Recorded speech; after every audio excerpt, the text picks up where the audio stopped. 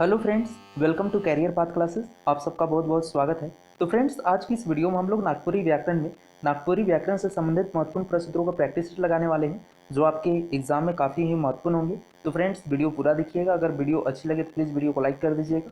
अगर चैनल पर नए हैं तो चैनल को सब्सक्राइब कर लीजिएगा और वीडियो को अपने दोस्तों के साथ और कम से कम एक स्टडी ग्रुप में शेयर जरूर कीजिएगा। और फ्रेंड्स, क्लास की PDF फाइल आपको टेलीग्राम चैनल पर मिल जाएगी, जिसके लिए मैंने डिस्क्रिप्शन पर लिंक दे रखा है। तो आप लोग डिस्क्रिप्शन पर जाकर टेलीग्राम चैनल ज्वाइन कर सकते हैं। तो चलिए स्टार्ट करते हैं आज की क्लास।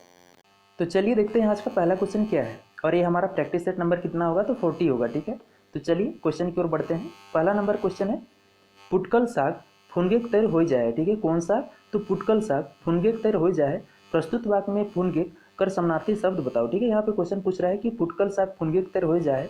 तो यहाँ पे जो फुनगेक शब्द का प्रयोग किया गया है, तो इसका आपको यहाँ पे क्या बताना है, समानार्थी शब्द क्या होगा वो बताना है। ठीक है, ऑप्शन है नोकजेक, पलायक, जबरेक या गंधायक। तो यहाँ पे ऑप्शन हमारा ये सही हो जाएगा, नोकजेक हो जाएगा। ठीक है, नगुजना।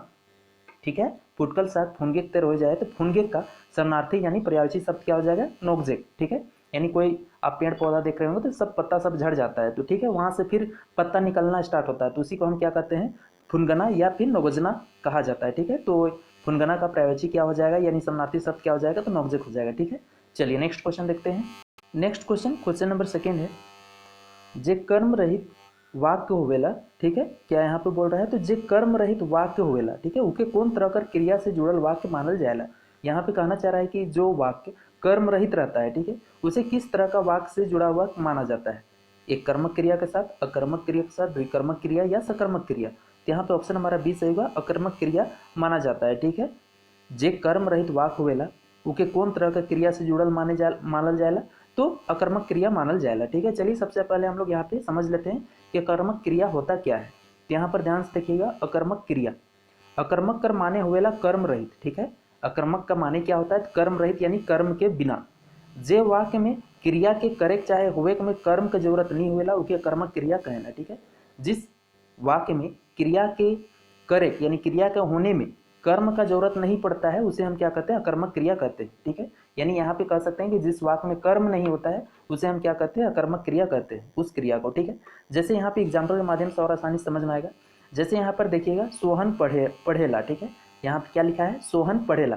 तो यहाँ पे और एक बात को यहाँ पे याद रखना है कि जिस क्रिया का फल सीधा किस में पड़े, तो कर्ता पे पड़े। किस पर पड़े, तो कर्ता पर। तो यहाँ पे सोहन पढ़ेला, तो कौन पढ़ रहा है, सोहन पढ़ रहा है। तो इसमें किसके में फल क्रिया का फल पड़ रहा है, तो सोहन पर पड़ रहा है। ठीक है, तो सोहन पढ़ेला, यहाँ पे पढ़ेला क्या हो जाएगा, अकर्मक क्रिया हो जाएगा। क्यों? क्योंकि यहाँ पे कर्म नहीं है। अगर यहाँ पे सोहन किताब पढ़ेला, सोहन किताब पढ़ेला, तो यहाँ पे किताब क्या हो जाता है, हमारा कर्म हो जाता है, जो कि यहाँ पे नहीं है। ठीक है, उसी प्रकार छुआ सुतेला, छोड़ी नाचेला। ठीक है, ये सब सारे क्या है, तो अकर्मक क्रिया है। ठीक है, यहाँ पे आपको कुछ बात को ध्यान रखना है। क्या है, प्रस्तुत वाक्य में पढ़ेला, सुतेला और नाचेला में क्रिया कर फल सीधा केकर पर पड़ा है, तो कर्ता पे, जो हमने अभी जस्ट बताया कि क्रिया का जो फल है किस पर पड़ रहा है, कर्ता पर। तो ई ले ईमन अकर्मक क्रिया हके। ठीक है, यानी जिस क्रिया का फल किस पर पड़े, तो सीधे कर्ता पर पड़े, तो उसे भी हम क्या कर सकते हैं, अकर्मक क्रिया कर सकते हैं। क्लियर है? चलिए क्वेश्चन पे वापस आते हैं। क्वेश्चन पे पूछा था हमारा कि जे कर्म रहित वाक्य होवेला ओके कौन तरह का क्रिया से जुड़ल वाक्य मानल जाएला। तो किस क्रिया से जुड़ा हुआ वाक्य माना जाता है, अकर्मक क्रिया। ठीक है, चलिए नेक्स्ट क्वेश्चन देखते हैं। नेक्स्ट क्वेश्चन नंबर 3 है, संरचना के आधार पर, किकर आधार पर, तो संरचना कर आधार पर क्रिया कर कैठो भेद होवे ना। यहाँ पे आपको बताना है कि संरचना के आधार पर क्रिया के कितने भेद होते हैं, 4 ठो, 5 ठो, 3 ठो, 6 ठो। तो यहाँ पे ऑप्शन हमारा 20 सही होगा, 5 ठो होवे ना। ठीक है, संरचना के आधार पर क्रिया का कै गो भेद होवे ना, तो 5 ठो होवे ना। ठीक है, अब कौन कौन है वो देख लेते हैं। तो यहाँ पर पहला देखिएगा, संरचना के आधार पर क्रिया कर 5 उपभेद हुए ना। ठीक है, संरचना के आधार पर क्रिया के 5 उपभेद हुए ना। पहला सामान्य चाहे साधारण क्रिया, दूसरा संयुक्त क्रिया, तीसरा नाम धातु क्रिया, चौथा प्रमाणार्थक क्रिया और पांचवा है पूर्वकालिक क्रिया। ठीक है, संरचना के आधार पर क्रिया के 5 उपभेद हुए ना। पहला सामान्य चाहे साधारण क्रिया, दूसरा संयुक्त क्रिया, तीसरा नाम धातु क्रिया, चौथा प्रमाणार्थक क्रिया और पांचवा पूर्वकालिक क्रिया। क्लियर है? चलिए क्वेश्चन पे वापस आते हैं। क्वेश्चन पे हमारा पूछा था कि संरचना कर आधार पर क्रिया कर कै ठो भेद हुए ना, तो कै गो हुए ना, 5 ठो हुए ना। क्लियर है? चलिए नेक्स्ट क्वेश्चन देखते हैं। नेक्स्ट क्वेश्चन नंबर 4 है, जे वाक्य में क्रिया कर 2 ठो कर्म हुए ना ओके कौन क्रिया कहल जाएला। ठीक है, यहाँ पे क्वेश्चन पूछ रहा है कि जे वाक्य में क्रिया कर कै गो, तो 2 ठो कर्म हुए ना ओके कौन क्रिया कहल जाएला। अकर्मक क्रिया, एक कर्मक क्रिया, द्विकर्मक क्रिया या सकर्मक क्रिया। तो यहाँ पे ऑप्शन हमारा सी सही हो जाएगा, द्विकर्मक क्रिया कहेंगे उसे। ठीक है, जे वाक्य में क्रिया कर दुई ठो कर्म होवे ना ओके कौन क्रिया कहे ना, तो द्विकर्मक क्रिया कहे ना। ठीक है, तो चलिए यहाँ पे सबसे पहले हम लोग और अच्छे से द्विकर्मक क्रिया को समझ लेते हैं। ठीक है, तो यहाँ पर ध्यान से देखिएगा, द्विकर्मक क्रिया, जे सकर्मक क्रिया में दुई ठो कर्म हुए ना ओके द्विकर्मक क्रिया कहना। ठीक है, जे सकर्मक क्रिया, सकर्मक क्रिया क्यों बोल रहा है, क्योंकि इसमें कर्म है। ठीक है, कर्म सहित है तो उसे सकर्मक क्रिया कहते हैं। अगर कर्म नहीं होता तो उसे हम यहाँ पे क्या कहते हैं, अकर्मक कहते हैं। तो सकर्मक कहने का वजह समझ में आ गया होगा, क्योंकि इसमें कर्म है। ठीक है, तो जे सकर्मक क्रिया में दुई ठो कर्म होवेला ओके द्विकर्मक क्रिया कहना। क्लियर है। अब यहाँ पर ध्यान से समझिएगा, जैसे का और के लगाए के सवाल कर ले, दुइयो क्रिया मनक जवाब मिल जाएगा। ठीक है, अगर द्विकर्मक क्रिया है तो का और के, ठीक है, यहाँ पे अच्छे समझना है, का और के अगर सवाल हम लगा देते हैं तो दोनों क्रिया का जवाब हमें मिल जाएगा। जैसे एग्जाम्पल के माध्यम से और अच्छे से समझ में आएगा। जैसे मरियम आयो हार के चिट्ठी लिखलक। ठीक है, मरियम आयो हार के चिट्ठी लिखलक। अब यहाँ पे अच्छे समझिएगा, यहाँ पे सवाल क्या पूछने बोला है, का और के लगा के तो उसका आंसर मिल रहा है, तो हम समझ जाएंगे द्विकर्मक क्रिया हुआ। जैसे यहाँ पे हमने देखा मरियम आयो हार के चिट्ठी लिखलक, तो का लिखलक चिट्ठी लिखलक, और दूसरा के लिखलक तो आयो हार के लिखलक। ठीक है, का लिखलक तो चिट्ठी लिखलक और के लिखलक तो आयो हार के लिखलक। तो का और के लगा के सवाल कर ले, दुइयो क्रिया मनक जवाब मिल जाएगा। ठीक है, तो यहाँ पर आप आसानी से समझ पा सकते हैं कि द्विकर्मक क्रिया कौन सा होगा। क्लियर है। चलिए क्वेश्चन पे यहाँ पे पूछा था, जे वाक्य में क्रिया कर दुई ठो कर्म होवे ना ओके कौन क्रिया कहल जाएगा। ठीक है, तो कौन सा क्रिया कहते हैं, द्विकर्मक क्रिया कहते हैं। क्लियर होगा। चलिए नेक्स्ट क्वेश्चन देखते हैं। नेक्स्ट क्वेश्चन, क्वेश्चन नंबर 5 है, कोनो लाता में चोंगरेक से पहले, ठीक है, कोनो लाता में चोंगरेक से पहले कै ठो बात के ध्यान रखे पड़ेला। यहाँ पे एक वाक्य दिया हुआ है कि कोनो लाता में चोंगरेक से पहले कै ठो बात कर ध्यान रखे पड़ेला। प्रस्तुत वाक्य में चोंगरेक कौन पद है की। ठीक है, यहाँ पे आपको बताना है, एक वाक्य है, क्या है वाक्य, तो कोनो लाता में चोंगरेक से पहले कै ठो बात का ध्यान रखे पड़ेला। इस वाक्य में चोंगरेक शब्द प्रयोग किया गया है। ठीक है, चोंगरेक शब्द का प्रयोग किया गया है, तो यह कौन सा पद है आपको बताना है, क्रिया पद है, विशेषण पद है, क्रिया विशेषण पद है या अव्यय पद है। तो यहाँ पे ऑप्शन हमारा ये सही होगा, क्रिया पद होगा। ठीक है, चुंगरना, चुंगरना क्या होगा, तो क्रिया पद होगा, इस बात को याद रखना है। चलिए यहाँ पे हम लोग समझ लेते हैं कि क्रिया होता क्या है।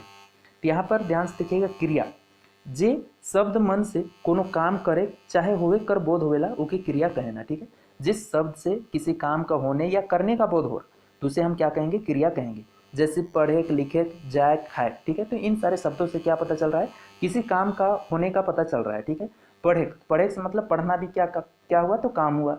लिखे, लिखना भी काम हुआ, जाना भी काम हुआ, खाना भी काम हुआ। ठीक है, तो जिस शब्द से कोनो काम के करे चाहे होए कर बोध होवेला ओके का कहना, क्रिया कहना। ठीक है, आगे हम बात करें तो संरचना के आधार पर क्रिया के 5 उपभेद हुए ना। जस्ट हमने अभी बताया था कि संरचना के आधार पर क्रिया कितने भेद होते हैं, 5 होते हैं।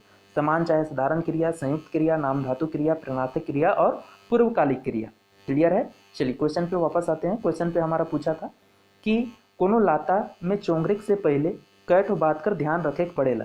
प्रस्तुत वाक्य में चोंगरेक कौन पद है की, तो क्या पद होगा, क्रिया पद होगा। ठीक है, चुंगरना मतलब कुछ यहाँ पे क्या हो रहा है, काम होने का पता चल रहा है, तो चुंगरना यहाँ पे क्या हो जाएगा, क्रिया पद हो जाएगा। क्लियर होगा उम्मीद है। चलिए नेक्स्ट क्वेश्चन देखते हैं। नेक्स्ट क्वेश्चन, क्वेश्चन नंबर 6 है, मालो माय किताब पढ़ेला। ठीक है, मालो माय किताब पढ़ेला। प्रस्तुत वाक्य में कर्म कौन पद है की। ठीक है, यहाँ पे क्वेश्चन पूछ रहा है कि मालो माय किताब पढ़ेला, तो इस वाक्य में आपको बताना है कि कौन सा पद क्या है, कर्म है, मालो, पढ़ेला, माय या किताब। तो यहाँ पे ऑप्शन हमारा डी सही हो जाएगा, किताब हो जाएगा। ठीक है, किताब यहाँ पे क्या होगा, तो कर्म होगा। तो चलिए इसे समझने के लिए सबसे पहले हम लोग सकर्मक क्रिया के बारे में अच्छे से समझते हैं। तो यहाँ पर ध्यान से देखिएगा, सकर्मक क्रिया, सकर्मक का अर्थ आहे कर्म सहित। सकर्मक का अर्थ क्या होता है, तो कर्म सहित, और अकर्मक का क्या अर्थ होता था, तो कर्म रहित। ठीक है, तो यहाँ पे सकर्मक का अर्थ क्या है, कर्म सहित।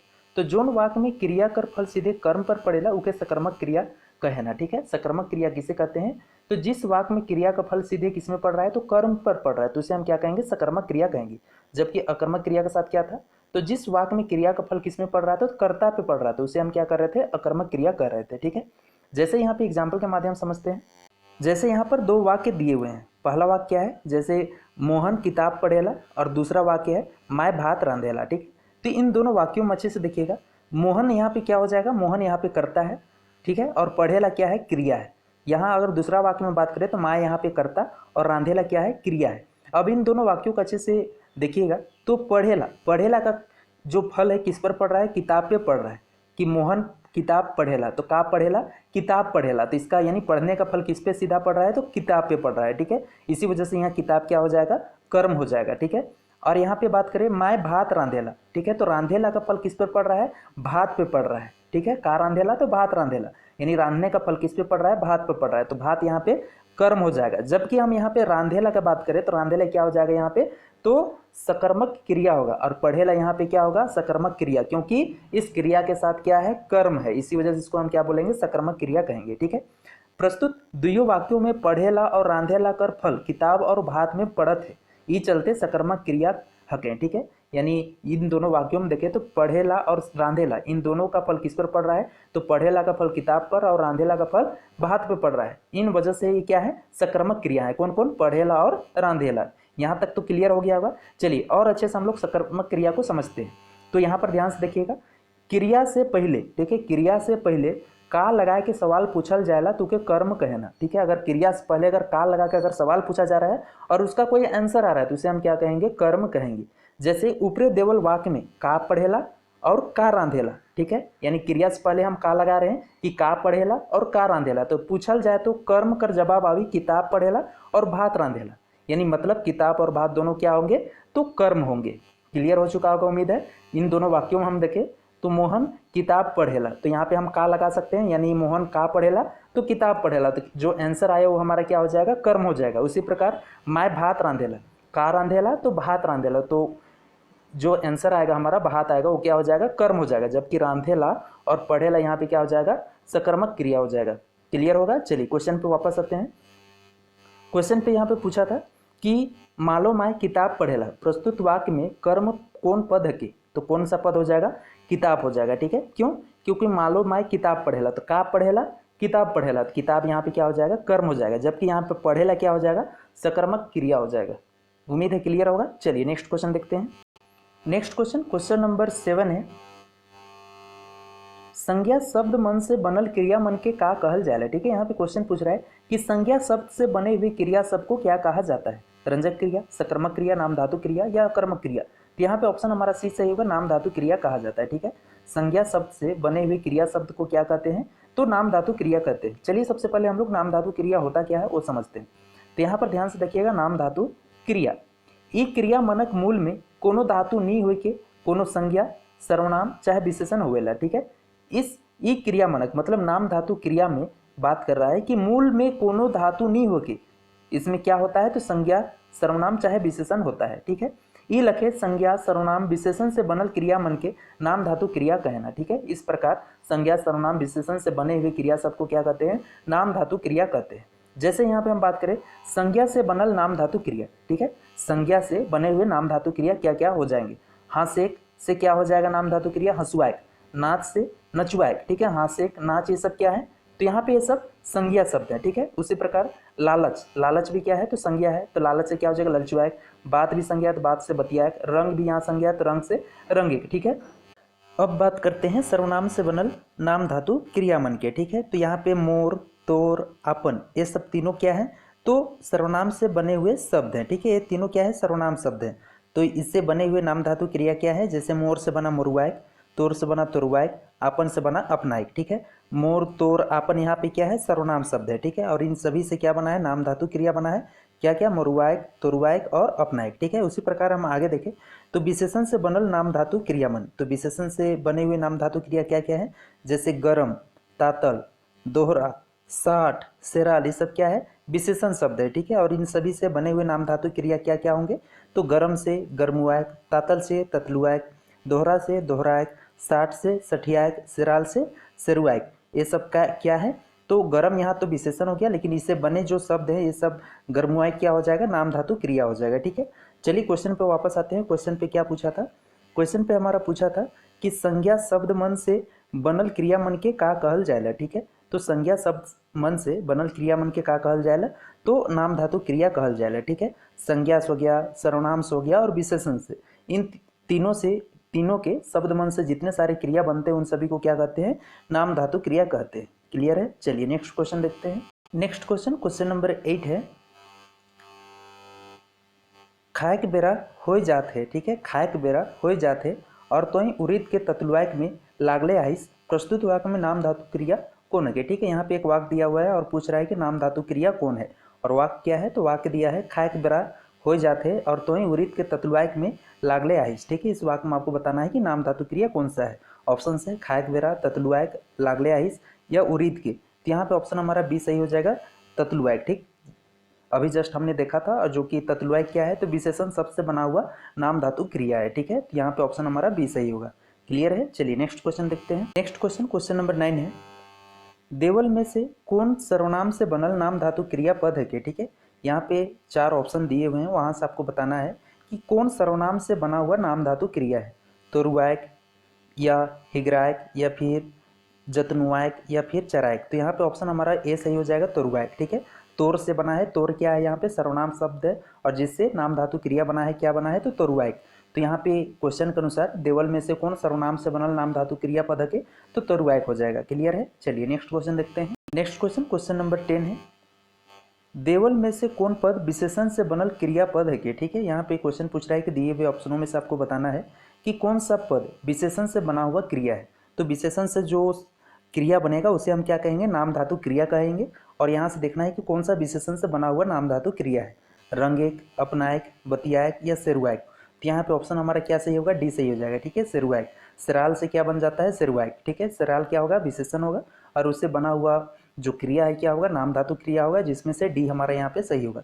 सेरुआक यहाँ पे विशेषण से बना हुआ नाम धातु क्रिया है। ठीक है, तो चलिए फ्रेंड, आज के लिए बस इतना ही करते हैं। तो फ्रेंड्स, वीडियो कैसे रहे मुझे कमेंट करके जरूर बताइए। अगर अच्छी लगी तो प्लीज़ वीडियो को लाइक कर दीजिए। अगर चैनल पर नए हैं तो चैनल को सब्सक्राइब कर लीजिए और वीडियो को अपने दोस्तों के साथ और कम से कम एक स्टडी ग्रुप में शेयर जरूर कीजिए। तो मिलते हैं नेक्स्ट वीडियो में, तब तक के लिए जय हिंद, जय भारत, थैंक यू।